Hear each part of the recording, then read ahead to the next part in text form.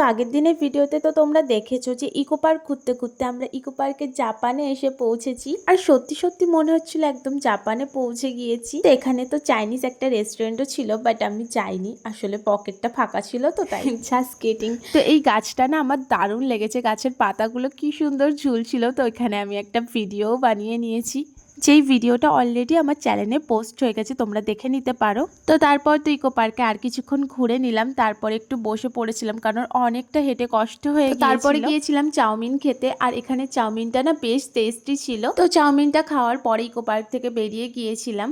তো eco park থেকে বেরোনোর পরে গিয়েছিলাম বাস স্ট্যান্ডে, আর বাস স্ট্যান্ডের পাশেই না এই ফুল গাছটা ছিল, দারুণ লাগছিল। তো বাসে তো প্রচন্ড ভিড় ছিল, বাসে তো পুরো বারাসাত পর্যন্ত আর যেতে পারলাম না, মধ্যমগ্রামে নেমে গিয়েছিলাম। তো ডিটেলসে যদি ভিডিওটা দেখতে চাও আমার চ্যানেলে অলরেডি লং ভিডিও পোস্ট করা হয়ে গেছে, তোমরা দেখে নেবে। তো আজকের ভিডিওটা এখানে শেষ করছি, তোমরা সাবস্ক্রাইব করে দিও, টাটা।